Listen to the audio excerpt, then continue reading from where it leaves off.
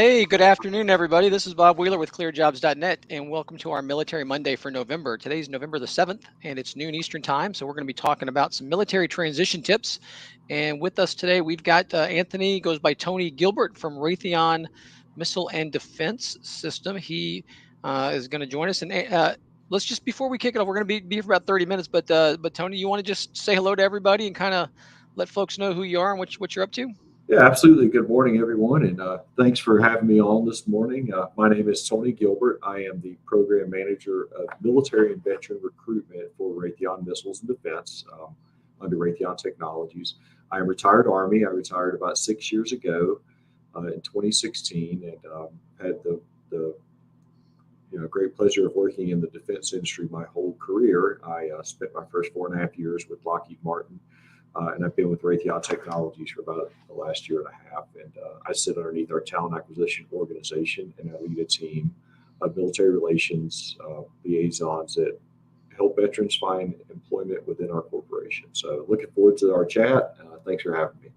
Yeah, absolutely, Tony. And so we'll kind of start off. Were you? Am I right? I can't remember. We had an intake call earlier. You were Intel guy first, right, in the Army? Yeah, I was Army Intel for many years, and after that, I got voluntold that I was going to be in recruiting command, and I actually ended up really enjoying it and spent the latter half of my career in Army recruiting command. We're used to my Army guys.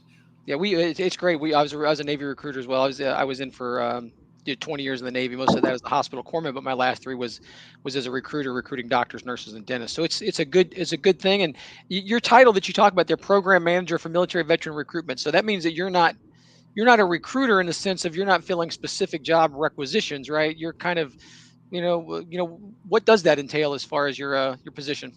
Yeah, absolutely. So, I do sit in the talent acquisition organization, but however, I don't have active requisitions that I'm sourcing for. So my team of military liaisons, they don't have active recs either. We partner with our recruiters across the business and the different business units to, we'll talk to veterans, screen them, and then we'll help place them inside of the company under requisitions that they qualify for. So we place veterans across our 7,000 openings any given day based off of their skill set and what they bring to the table. Yeah, that's one of the things.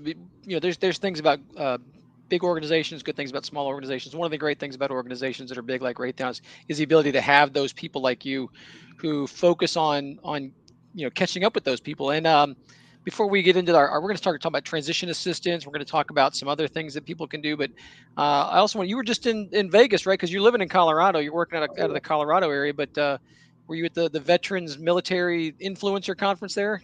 Yeah, You I went to survived it? the. You survived I Vegas? barely survived it. So anytime you put 1,100 veterans in Vegas, it's going to be a fun trip. And we had a great time for 4 days. Met a lot of great veterans, supporters, allies, military spouses, and it was a great conference for 4 days. And we had a great time for 4 days, and I'm finally thinking I'm recovering from it now. And I bring that up just because when you get out now with people like Tony, what's great is he's living in both those worlds. You sometimes you get out and you start getting in corporate, and you kind of you don't forget about being a veteran, but you can lose touch with what's going on in the current veteran community. But Yeah. people like Tony are not only in that corporate world of Raytheon and human talent acquisition. I mean, but still, keeping his fingers on the pulse of what's going on in the communities. One of the first things we wanted to talk about today is transition classes. Like I said, we like to do an intake call, and Tony and I were talking about those transition classes. I mean, when I first got out, I taught part of that Department of Labor class, for the transition courses. I got a son-in-law who's about to go through transition out of the Marine Corps. He's getting ready for TAP class, and I know they changed the names of it and stuff like that. But Tony, you're in a position now where you're on the receiving end of that product, right? I mean, so you're not just telling people what they should be doing. You're seeing what people are kind of walking out with for good and for bad. So um, we can pull the string on some specifics here in a second, but what are you seeing from these transition classes? Are you seeing people that are prepared? Are they the same? Is it across the board, or is it kind of hit and miss? It is. It's really hit and miss, and it really it's how serious you take the transition classes. I know that first couple of days, Department of Labor is a check the block thing, but there's nuggets of great information inside of those classes that you receive. That's how I found out about the Skill Bridge program. one of the transition classes. So it's really just taking things that are going to be relevant to your transition, because they have like the employer track, the entrepreneur track, the education track. So really determining what you want to do when you transition out of the military, and taking advantage of every resources offered to you for the transition program. And by doing so, I think that's where you really find the value. But if you just sit there for 2 days and play on your phone and check the block so you can move on with your transition, typically those are the ones that really struggle. But the people that take it serious and utilize the resources that are offered to them typically have a smoother transition. Yeah. So on your end, then, so you can kind of tell somebody who maybe, I don't want to say took it more seriously, but definitely if you do take it seriously, what about let's go with the resumes here. Is it do you see the typical resume that comes out of the transition class? Is that typically good enough? Is it super strong? Does it depend on what kind of job they're looking for? Are you seeing the folks that are prepared? I guess is what I'm trying to say. Yeah, I mean, if it's a federal resume, and we don't take those, but if you're looking to get into USA Jobs and apply, then the federal resumes are okay. But typically, the general resume you get from TAP, I don't think they suffice. It really depends on what you put into it, and I recommend resources like Hire Heroes USA to help you build your resume. It's free resource for veterans, and there's tons of resources out there from the USO Pathfinder, just different uh, organizations that will help you with your resume. So I would say, even if you do the transition classes, to utilize one of those free resources. And I say free for a reason, because there's a lot of organizations that will charge you for a resume. And as a veteran and transitioning service member, you should never have to pay for a resume. So please keep that in mind. Yeah, I've always thought if you're starting completely from ground zero and you've never didn't even know what a resume is, you can walk out from the TAP class with something, but that Something. shouldn't be it. And then as you go, your resume is going to evolve. I mean, you're going to start to learn more. You're going to learn about the keywords, not just the keywords that applicant tracking systems use, but also the keywords that are common in your industry. And every resume should be focused on a specific skill, or even better if you can focus on a specific job, right? Yeah, and you're going to end up with 20, 25 versions of your resume, and that's the way it is, y'all. Yeah. And I'll look at your resume, and someone else will look at it and we'll have two totally different opinions. Just try to take the good from each opinion. And I probably still to this day have got 20 different versions of my resume in 6 years. Yeah, Um, I think that's the big piece you want to take away is that, like you were saying, you're not going to walk away with a resume. This is not my resume. This is what I'm going to use. It's it's a living document in a lot of ways. yeah, it's a I see foundation. we do have a question that came in. We're going to talk about Yeah, SkillBridge towards the end, but just I wanted to. I mean, you mentioned it already. Somebody asked a question about SkillBridge, so we're going to get to that in a bit. I sure. just wanted to load that in there. Um, so when it comes to those parts of the transition class too. Um, are people coming out confident enough as far as just or to ask the right questions of you sometimes? I mean, are you feeling like that's good? Well, sometimes I feel like they might come out a little too confident. And what I mean by that is some of the transition classes, or the coaches or teachers, they tend to put veterans on a pedestal, and veterans step out, or transition service members, expecting to have jobs handed to them. And y'all, that's just not the case. I mean, you have being a veteran, and I know this might upset people, but it's true. Being a veteran is not enough, but it's the icing on the cake. And what I mean by that is, you've got competition out there that are civilians that have been doing the same job in corporate America for 10, 15 years. And now you're trying to translate what you did in the military to corporate America. Sometimes the veteran status is not enough, but veterans depend on that. Like, I'm a veteran, I'm good. But when it comes down to my hiring candidate A or B, and candidate B is a veteran, and you guys are both evenly matched, and a lot of time being the veteran is what pushes you over to help you secure that job. But I mean, you got to go out and fight and hustle for these jobs. They're not just going to get thrown in your lap. Yes, I remember the transition classes. They do a lot of work trying to uncover those hidden skills that people have. And they're like, hey, remember, you've got leadership. And then remember, you were responsible for all this equipment. So they do that in the transition class to remind you of those things. But I think you're right. Sometimes people walk out thinking that becomes what all it is. Like you can lean into your leadership, or you can lean into the fact you managed a budget. But a lot, like you said, that's not it really actually responsible for is not really a verb. It just describes something. And your soft skills, they're going to show like in your interview stage. But um Yeah, just remember that resume has to show your hard skills that are translated from the military to corporate America. So a civilian that's never served can look at your resume and be like, oh, hey, Tony's got the same skills as John, and John's never served. And that's your goal when you apply to a job is to make sure that it is translated well and that you could go against a civilian that's never served. Yeah. And that's you should keep that in mind. So when we were chatting too, you used a program called Hiring Our Heroes, which you said there's a lot of great programs out Yeah. there, and um, I use some programs too to help me get some certifications, but you use yours. What was it? It wasn't a skill bridge program that you did, but it was something kind of similar that helped you get your foot in the door of talent acquisition, right? So it was a skill bridge. I Oh, it was okay, did yeah. the corporate fellowship program through Hiring Our Heroes, the Chamber of Commerce Hiring Our Heroes corporate fellowship program, and it's a skill bridge program. And I found out about that in the transition classes and researched it, and I was able to do my fellowship with Lockheed Martin. And that's what really helped me translate my military recruiting skills over to corporate America and ultimately land a job with that company. I don't think without that I would have had a really difficult time getting into that company because military recruiting is so drastically different from corporate America, what we do in recruiting. So definitely thankful for that program. Yeah, so I completely agree with you. Like I said, coming out as a recruiter, I was expecting it to be a lot easier than it was going to be. Yeah. There's some basics that line up, but there's a lot of extra pieces there. Yeah. So you mentioned the SkillBridge piece, and one of the questions was about Raytheon in particular. You got some SkillBridge stuff going on at Raytheon? I imagine it being that big, you guys have got something? Yeah, absolutely. So we have a skill bridge. Our skill bridge program reaches across the enterprise of Raytheon, which consists of Collins Aerospace, Pratt and Whitney, Raytheon Intel and Space, and Raytheon Missiles and Defense.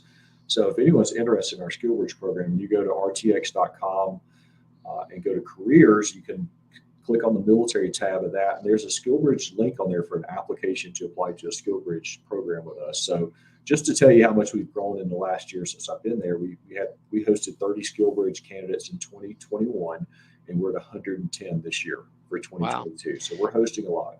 Yeah, and remember when you're applying for those SkillBridge programs, you've got to meet qualifications for the job. If you get picked up for one of those deals, Raytheon, for example, loves it because the Army or the Navy, whatever's still paying your salary, but they're kind of expecting that you're a strong possibility for a hire, right? I mean, you Yeah. can't just apply and say, teach me stuff. They think that you've already got a lot of stuff going for you, right? Yeah, and we would expect you as you apply to, we'll have you fill out our general application, and then we'll take a look at your skill set and we expect you to do the homework. Be like, hey, Tony, there's a job that's a perfect fit for what I do in corporate America or in the Army, so that would be a natural fit for SkillBridge, and we convert 92% of all SkillBridge to full-time hires. Yeah.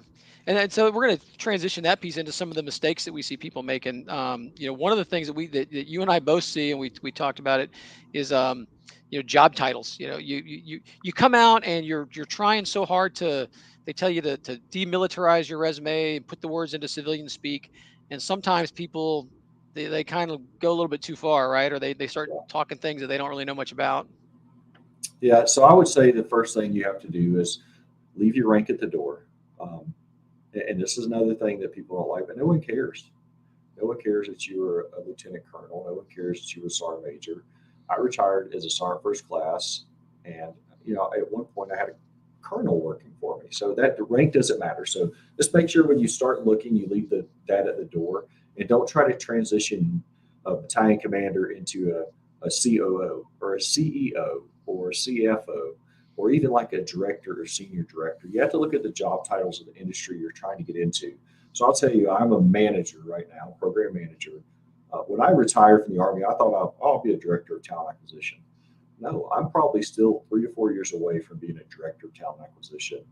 Um, so I needed to get 10 years of corporate experience, even though I was a senior NCO in the Army and I led tons of troops and all that. It just doesn't translate. So what happens is you put director of talent acquisition on your resume.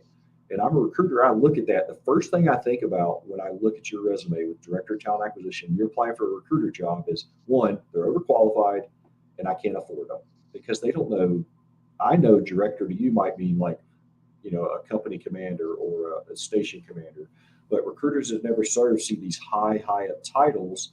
Director at our company is making $200,000 a year easy, and you're applying for a recruiting job that's only making 75,000, but that's what you're looking for salary, but you hurt yourself on the front end and never get seen because of your job title. So as you're applying to jobs, look at the titles inside of the company and mirror your resume to those titles. So if you put manager of talent acquisition, senior manager of talent acquisition, then I'd be like, okay, but you have to stay away from those director, senior director type titles unless you're actually applying for a role that's like a director role.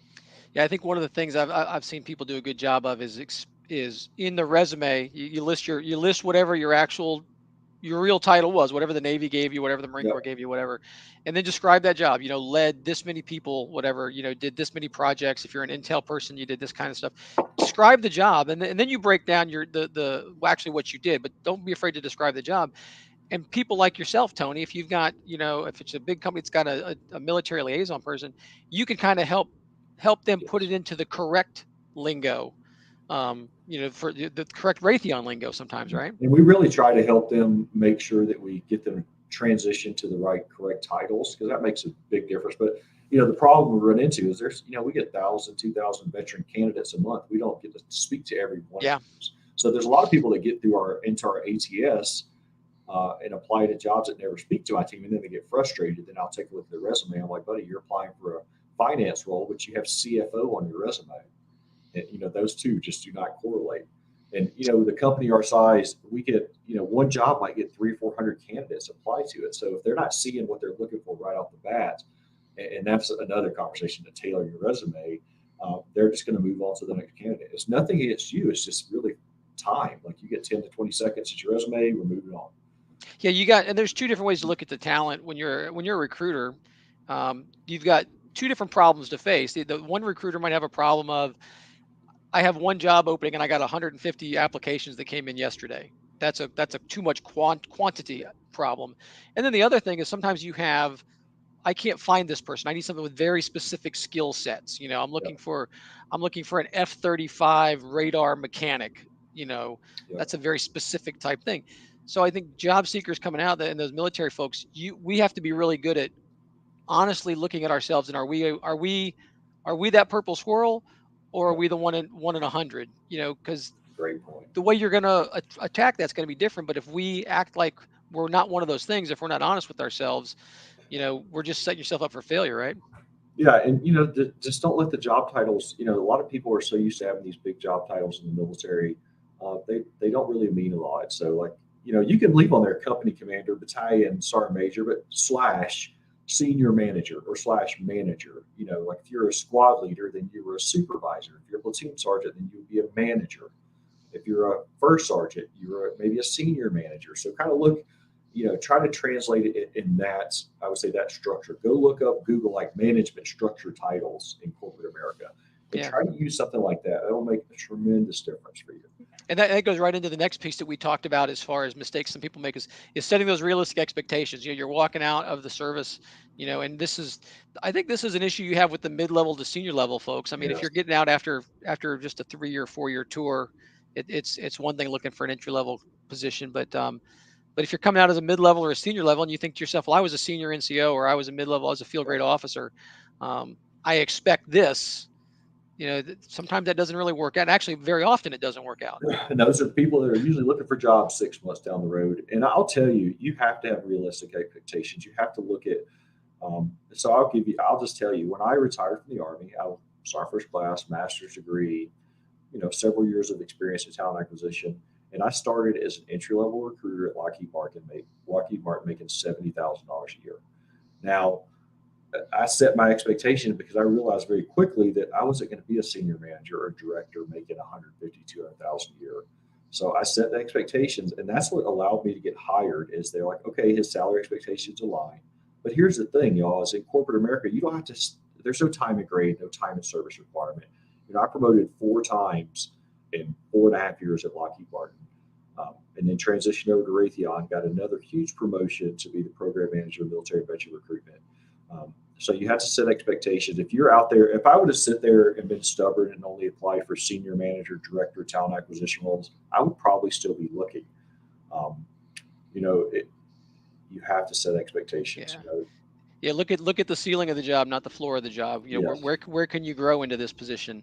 And I think one of the frustrating parts for the veterans is that too many people, because you're stuck in that military bubble, you don't even know. Yeah. People come out and they're like, I don't even know what I'm supposed to be. I don't know where I'm supposed to fit in. So then they just throw stuff out there. I think that's where, the more you can network with people, the more you can ask questions, and if you see somebody like Tony, on LinkedIn, like he said, hundreds of veterans a day are applying there. But, if anytime that you can see him at a job fair, ask him questions, like I said, connect on LinkedIn, hang out in Vegas for the weekend, whatever you're going to do to find him, but you can pull that information out so that you can set those expectations. Because Yeah, and I wanted to add something on realistic expectations. A lot of people think, well, I'm going to be underpaid or undervalued. That's a big thing. Veterans get underpaid.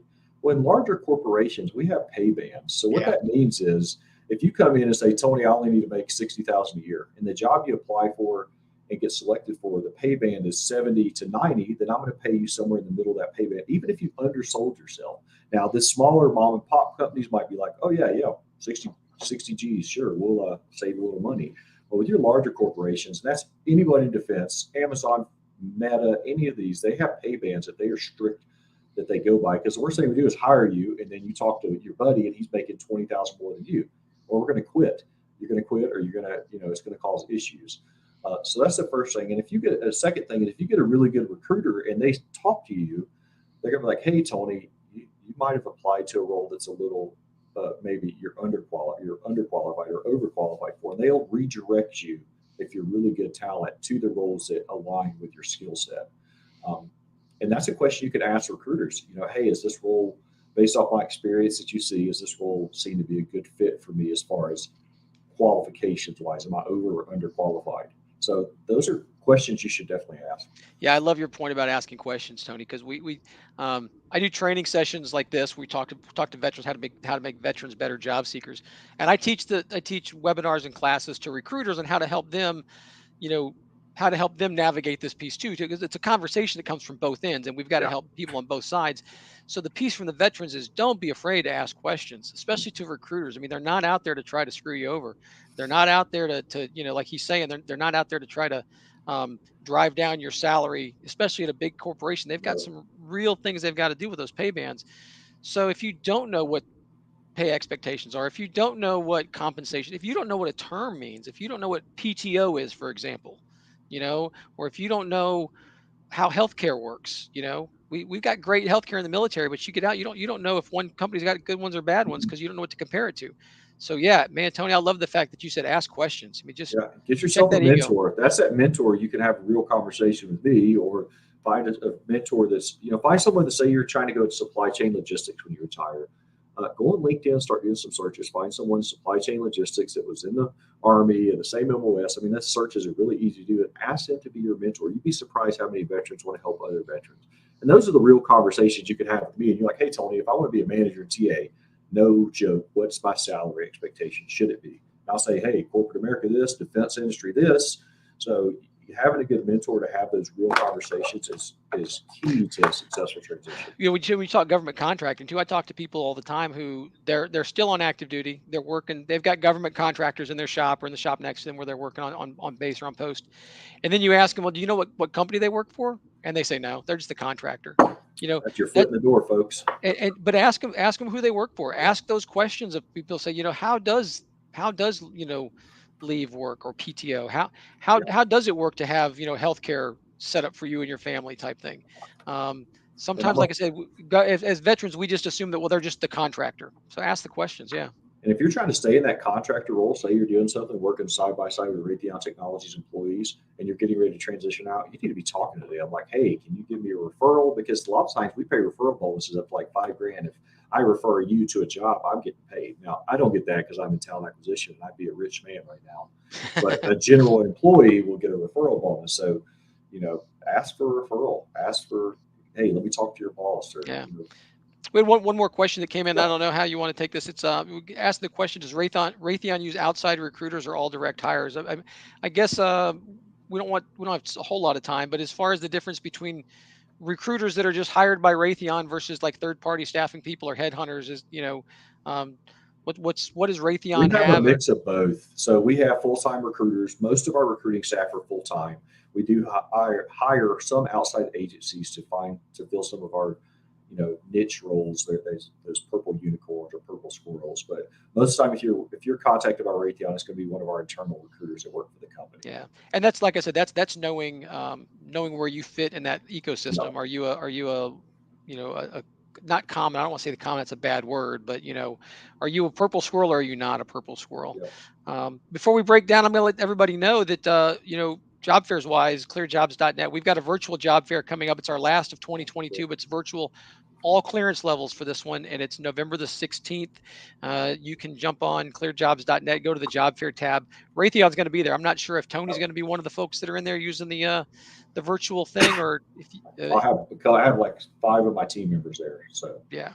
And so, hey, remember Tony's name. If you go to that virtual job fair and you jump into that Raytheon booth, for example, and you're call looking to me say, out. like, how can I connect with something? Say, hey, I saw Tony Gilbert on a webinar the other day. Um, just to do those types of things, because even these virtual events, there's a lot that goes into it. There's a lot of good connections that are made. They can see your resume, you can do phone interviews, we can do video interviews. So jump onto that if you're interested.